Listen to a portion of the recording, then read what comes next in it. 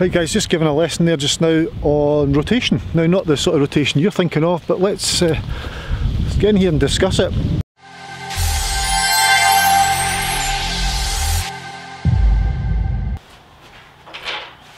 So yeah, just had a lesson on rotation and somebody's just walked across the range so I can't hit this ball. Very good pal, nice one.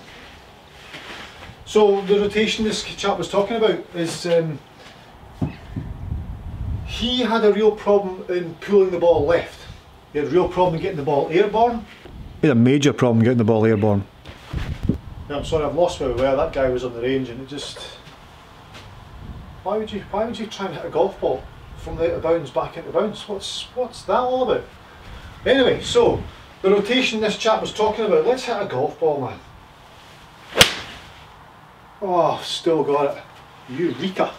Right, so the rotation we're talking about there was not body rotation. A lot of people, when we talk about rotation in the golf swing, they immediately think that is the rotation we're talking about. A lot of things rotate in the golf swing, and this one was really interesting. The chap had no loft on his club at impact.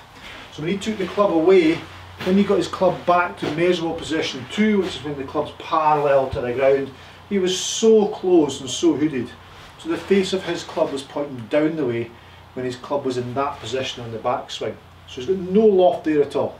It doesn't mean that he can't deliver loft to impact from that position on the way back, because he can do something funky on the way down. He wasn't doing anything funky. He had troubles. So he took the club back there, and then when he came back down, just purely turning from there, his club face was left and de-lofted. So he scudded this ball on the ground all day long.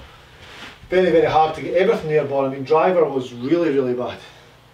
So he was there, really close, turned, the ball just low left. That was quite a good strike for him actually. There is ways to get round that. You can raise the handle, you can early extend to make strike better, but just get in the right position in the first place. A bit more understanding of the rotation that we're about to discuss. Bet you thought we're never going to get there. So the rotation we're going to discuss is the rotation of the sweet spot. So the sweet spot, when the club comes back, the sweet spot, this gentleman never rotated the sweet spot at all. He kept the sweet spot of the club. The sweet spot of the club, he kept that on this side of the shaft all the way. So he's taking club back. He's taking club back, and the sweet spot is on the outside of the shaft, if you like. So it's this side of the shaft, all the way down into impact, ball going left and low. If I put this on the sweet spot, see that sweet spot rotate around the shaft? Get that for rotation. So he had no rotation. Sweet spot, let's examine, let's make it even more pronounced. His sweet spot was right, was always pointing right, was always right of the shaft, and then therefore coming down closed and de-lofted. So we got him to basically get the toe of the club towards the sky, so now his sweet spot's in line with shaft. So it's gone from in front of to in line, and then we kept him going back, so now the sweet spot has gone behind the shaft, so that rotation there, and then back into there. So it's there, continue, back to his position, through that position, down. Back to the rotation we're talking about. It all became a bit wristy to get there, so these turns in the wrists and the forearm was what created that. Before he said he was trying to keep his left arm really straight. I get that, he was trying to create too much width, and there was just no rotation at all. He gripped it like he was going to kill it as well. When you grip the club, don't choke it. I mean, I took the club off the guy's hand, and I felt that the temperature of the grip was roasting hot. So he was really squeezing it tight. So nice light grip pressure to allow that to happen. So it was nice and light, so it was more loose, and he got the toe of the club more towards the sky. I explained that the club has a toe, a heel and a sole, just like my new shoes.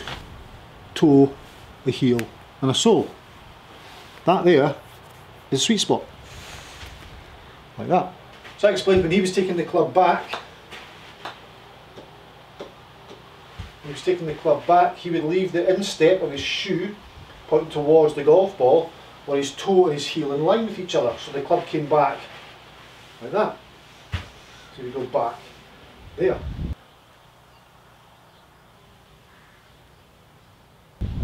And I wanted him to get the toe away from the heel, like so. So I explained I wanted to get more there. That's the position we're after, instead of that. Quality shoes.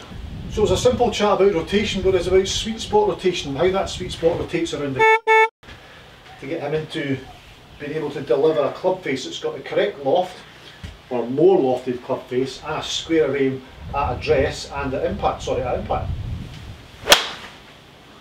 That was almost a shank. Try that again. It's amazing that when you coach and you try and exaggerate things, I'm already in that position, then I try and exaggerate it so I go too far, so I've turned the sweet spot too far, and then it's hard to deliver. I always do that. It's easy to do that when you're coaching, is to take it too extreme. So you've got to there, toe to sky, the way back, and it was much easier to deliver the loft through impact and hit one of them.